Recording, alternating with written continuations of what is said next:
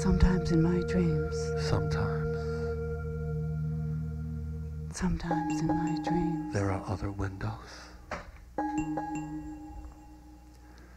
There are other windows. I am looking through a pane of glass. These recordings are examples of spontaneous antiphonal speakings created through the use of seed word catalysts. They were created by ordinary people. Play them like background music whenever you have a chance. You'll learn simply by listening, just as your ancient ancestors did.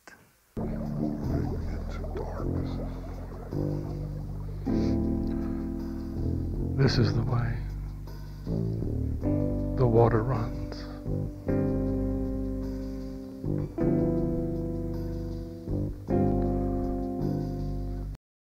The SOULSPEAK technique, which is a way of either focusing on words or pictures and using them as bait to pull the unconscious up. In your poets, it's already coming up already. You don't need much to get it going, but for other people, you have to quiet the conscious mind and just get that automatic mechanism going. Once it goes, it's gone. You just have to sit back and let it happen. But that took about 6 months before we hit that, and then we were on the road. Then we knew we could really work with anybody. You know. And that was basically the advent of the seed words and then the pictures later, and the phrase that we started to start all the poems off with. Sometimes in my dreams would free their minds up. They could do anything because we didn't want them to start the poem and then say, "Well, I can't do this," because the unconscious mind would have you walking on the ceiling. Sometimes in my dreams, Sometimes. I'm standing under a beautiful moon. Look at that, the light. I feel all alone. So alone. No one standing with me. All blackness all around. My heart feels like it has burdens. I think I am falling down. I think I am falling into your arms. I think I am on fire. I think I have a wrong number. I think I am on fire. I think I am on fire. I think I am on fire.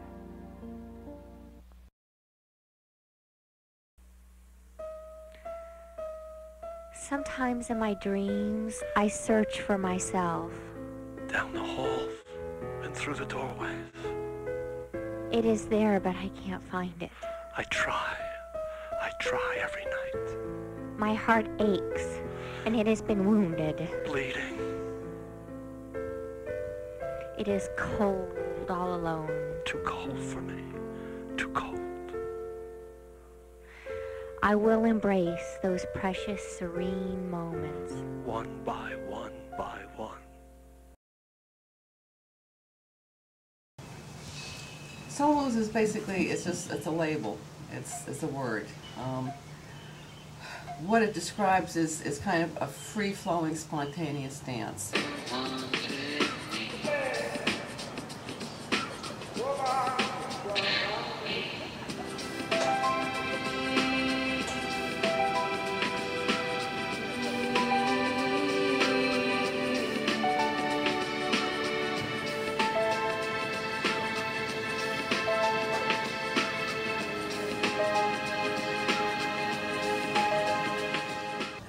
What it means to me is just a chance to dance spontaneously, creatively, with myself and with other people.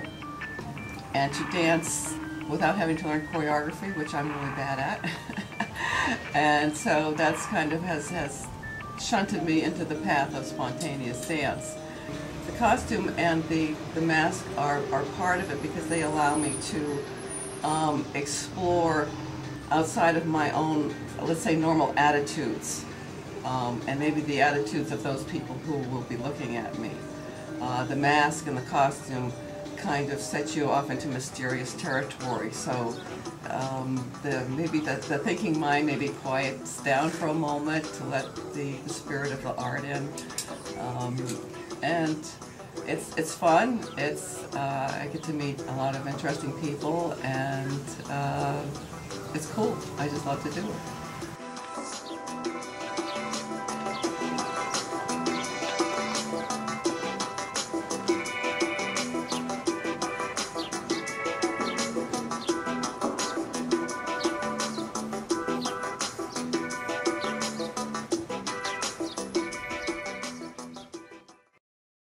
spoken poetry really depends upon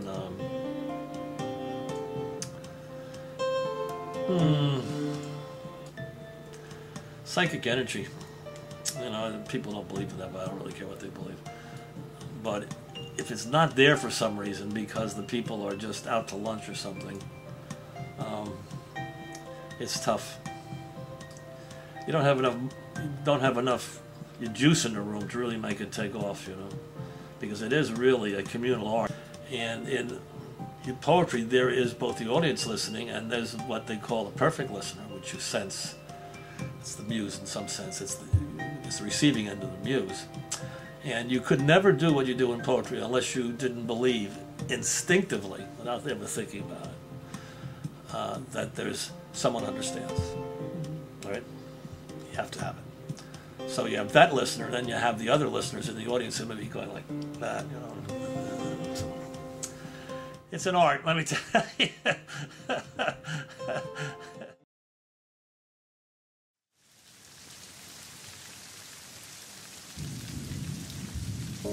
This is the sound of water moving into darkness.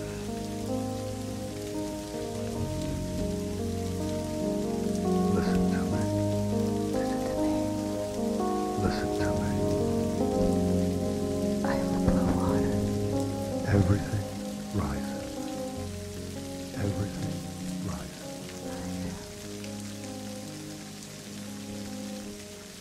They're all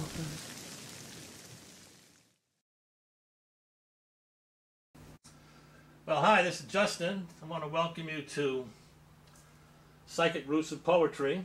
Since I wanted you to start to consider poetry as a psychic event, not as a literary event. I'm concerned with a psychic moment, the moment of ecstasy that occurs when a poem comes to you unbidden and the words come tumbling out from somewhere, God knows where, and everybody recognizes that as a special event who's ever had a poem.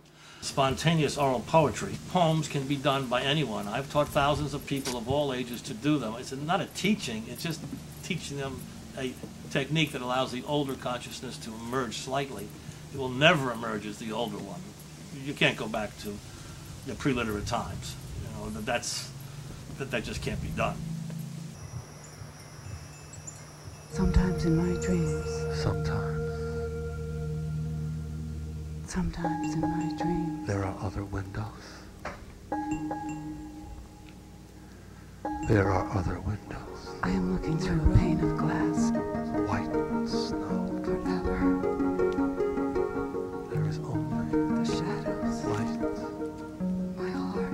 Just light. My heart is beating. There is only light. Again, my heart is beating.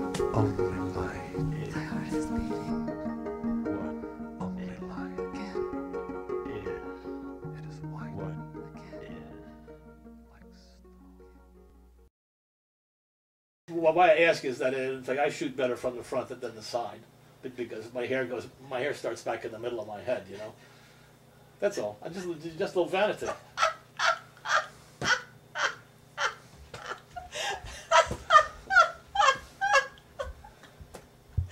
Oh God! Oh God! What's so funny about it? Grant me grace! Grant me grace! Grant me grace! Grant me grace! All right, Grant me then.